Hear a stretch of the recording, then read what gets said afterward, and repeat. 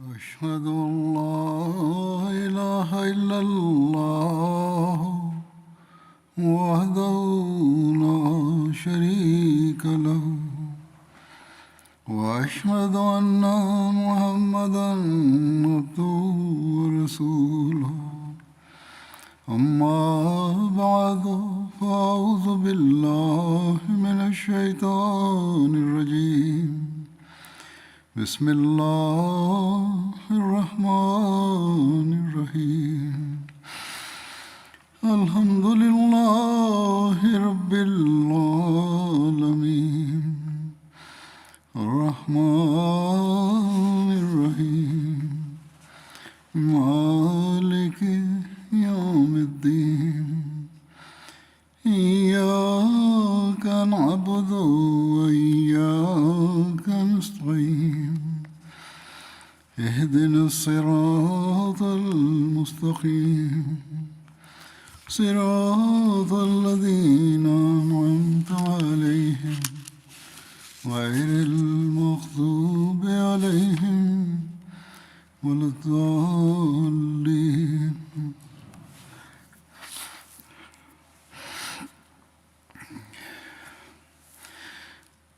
आजकल हज़रत अबू बकर रज़ियल्लाहु अन्हु का जिक्र चल रहा है। J'évoquais ces jours-ci le calife Abu Bakr radhiyallahu anhu. रसूल अकरम सल्लल्लाहु अलैहि वसल्लम ने सबसे पहले मस्जिद की तामीर की तरफ तवज्जो फरमाई। Une fois arrivé à Médine, le saint prophète Mohammed paix soit sur lui s'est consacré en premier lieu à la construction de la mosquée. Hazrat Mirza Bashir Ahmad Sahib explique ceci dans son ouvrage Sirat Khatamun Nabiyyin. Il déclare: la première tâche accomplie par le saint prophète Mohammed paix soit sur lui à Médine était la construction de sa mosquée. Le lieu où son chameau s'arrêta appartenait à deux enfants de Médine, deux enfants nommés Sahal et Souhail. Ils vivaient sous la tutelle de Asad bin Zurara.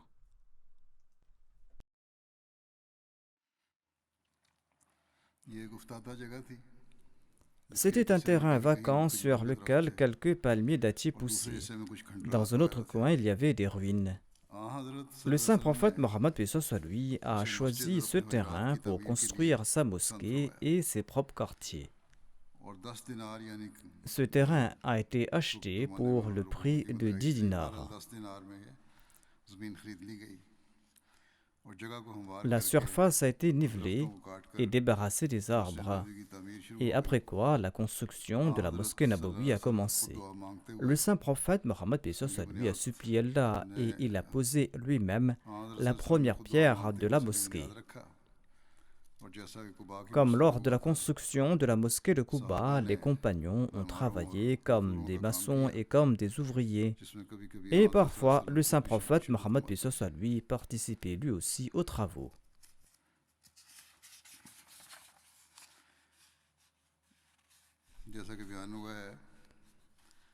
Le saint prophète Mohammed paix soit lui a acheté ce terrain pour la mosquée et pour ses quartiers au prix de 10 dinars.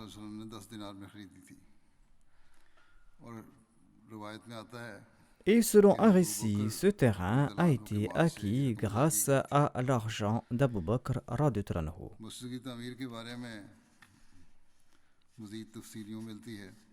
Voici des détails supplémentaires sur la construction de la mosquée. Au début des travaux, le saint prophète Mohammed paix soit lui a posé une pierre de ses mains bénies. Ensuite, il a appelé Abu Bakr radhiyallahu anhu qui a placé une brique à côté de la sienne. Ensuite, il a appelé Omar radhiyallahu anhu qui a placé une brique à côté de celle d'Abu Bakr radhiyallahu anhu. Ensuite, Othman s'est présenté, il a placé une brique à côté de celle de Omar radhiyallahu anhu. Selon un autre récit, quand le saint prophète Mohammed paix soit lui a lancé les travaux de la construction, il a placé une pierre dans les fondations et il a ensuite demandé à Abu Bakr radhiyallahu anhu de placer une pierre à côté de la sienne. Ensuite, il a demandé à Omar radhiyallahu anhu de placer une pierre à côté de celle d'Abu Bakr. Ensuite, il a demandé à Othman radhiyallahu anhu de placer la sienne à côté de la pierre de Omar radhiyallahu anhu. Au cours du mois de Muharram, en l'an 7 de l'Hégire, quand le saint prophète Mohammed lui est retourné victorieux de la bataille de Khaybar, il a annoncé l'agrandissement et la reconstruction de la mosquée Nabawi. Il avait participé aux travaux avec ses compagnons lors de cette reconstruction.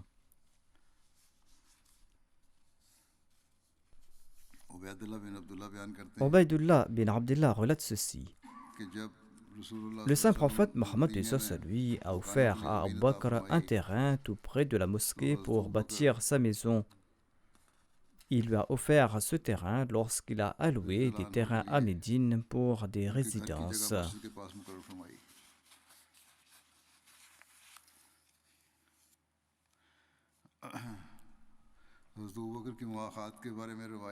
Selon les récits, le saint prophète Mohammed lui a établi un lien de fraternité entre Abu Bakr et Kharija bin Zayd.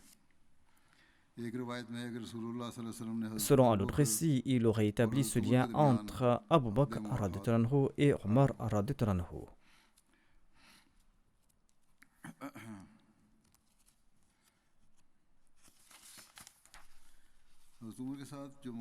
D'après divers récits, ce lien de fraternité entre Omar et Abu Bakr a été établi à la Mecque.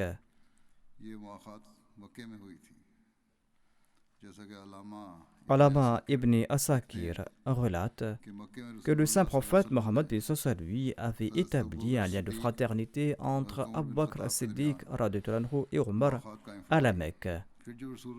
Ensuite, quand l'envoyé d'Allah s'est établi à Médine, il a mis fin à ces liens de fraternité, sauf à deux liens de fraternité. L'un de ces liens était établi entre Ali et lui-même, et l'autre était entre Hamza et Zayd bin Haritha. Quand ces liens de fraternité ont-ils été établis? Selon les recueils d'histoire, ces liens de fraternité ont été établis à deux reprises. Alama Kastalani, l'exégète du Sahih al-Bukhari, explique que ces liens de fraternité ont été établis à deux reprises. Une première fois avant l'hégire à la Mecque entre les musulmans. L'envoyé d'Allah avait établi un lien entre Abu Bakr et Omar, entre Hamza et Zayd, entre Uthman et Abdurrahman bin Auf, entre Zubair et Abdullah bin Masoud, et entre lui-même, c'est-à-dire entre le saint prophète, paix soit lui, et Ali. Ensuite, quand l'envoyé d'Allah s'est rendu à Médine, il a établi des liens de fraternité entre les Muhajirines et les Ansar dans la maison d'Anas bin Malik. Ibn Sa'd relate que le saint prophète Mohammed lui a établi 100 liens de fraternité, c'est-à-dire entre 50 Muhajirines et 50 Ansar. Voici les récits sur la bataille de Badr et Abu Bakr radhiyallahu anhu. La bataille de Badr a eu lieu au cours du mois du Ramadan en l'an 2 de l'Hégire, soit en mars de l'an 623 de l'ère chrétienne. Les compagnons disposaient de 70 chameaux lorsqu'ils se rendaient à la bataille. Un chameau était alloué à 3 combattants qui y montaient à tour de rôle. Abu Bakr, Omar et Abdurrahman bin Auf utilisaient le même chameau à tour de rôle. Le saint prophète Mohammed lui est sorti de Médine pour arrêter la caravane d'Abu Sufyan qui venait de la Syrie. Quand la caravane des musulmans est arrivée à Zafran, une des vallées d'Al-Safra, dans les alentours de Médine, eh bien, le saint prophète Mohammed lui a su que les Korachites avaient quitté la Mecque dans le but d'aider leur caravane commerciale venant de la Syrie. Le saint prophète Mohammed lui a demandé conseil à ses compagnons et il les a informés qu'une armée venait à grands pas de la Mecque et il leur a demandé conseil à ce sujet. Préférait-il combattre l'armée ou la caravane commerciale? Un groupe parmi eux a répondu qu'il préférait combattre l'armée des Korachites, c'est-à-dire qu'il préférait combattre l'armée Korachiite que la caravane commerciale. Selon un autre récit, quelques-uns auraient dit « Pourquoi est-ce que vous n'aviez pas évoqué le combat afin que nous puissions nous préparer à l'avance pour nous battre ?» nous sommes sortis pour intercepter la caravane commerciale. Selon un autre récit, ils auraient déclaré au envoyé d'Allah, il est préférable d'arrêter la caravane commerciale et de laisser l'ennemi. La physionomie du visage du saint prophète Mohammed lui a changé lorsqu'il a entendu ces paroles. Abu Ayyub déclare que le verset suivant a été révélé en raison de cet incident. Kama akhrajaka rabbuka min baytika bil haqq wa inna fariqan min al mu'minina lakarihun.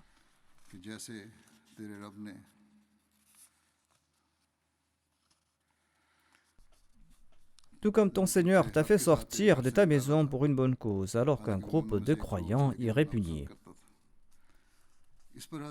Abu Bakr s'est mis debout. En cette occasion, il a pris la parole, il a prononcé un très bon discours. Ensuite, Omar s'est mis debout.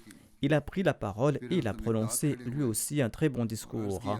Ensuite, Miqdad s'est mis debout et il a déclaré: Ô envoyé d'Allah, obéissons à l'ordre que Dieu vous a donné.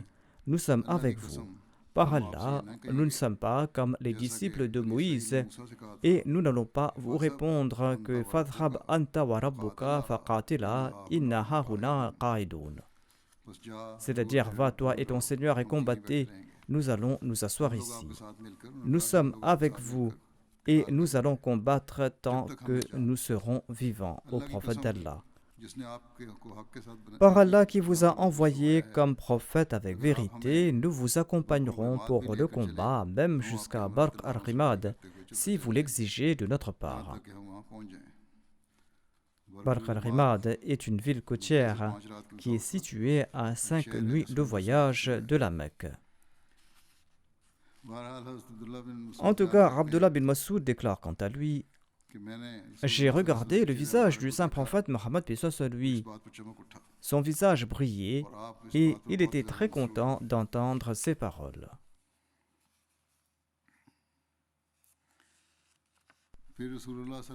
Ensuite, le saint prophète Mohammed lui a quitté Zafran et il a campé tout près de Badr. Ensuite, le saint prophète Mohammed lui et un de ses compagnons ont pris leur monture.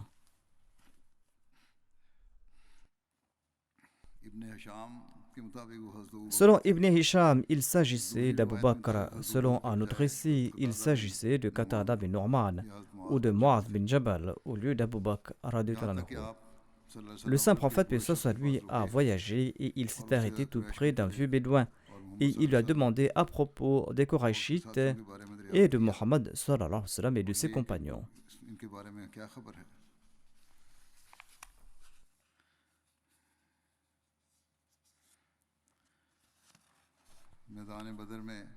Lorsque les musulmans se sont réunis sur la plaine de Badr, ils ont construit un abri pour le saint prophète Mohammed. Voici le récit à propos de sa construction.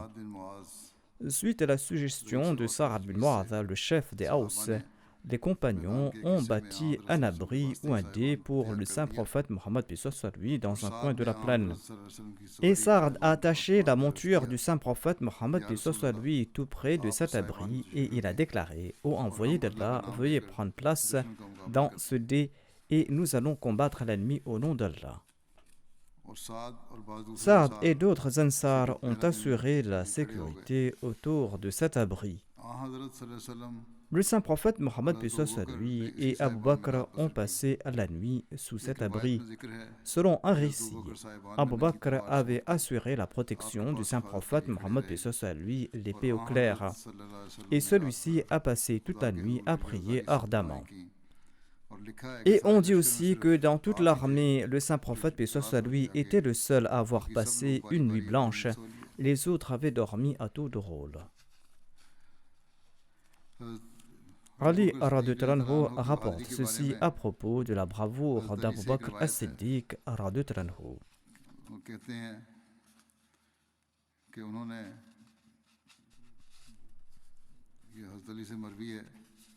Ali a demandé à un groupe de compagnons de l'informer qui était le plus courageux d'entre eux.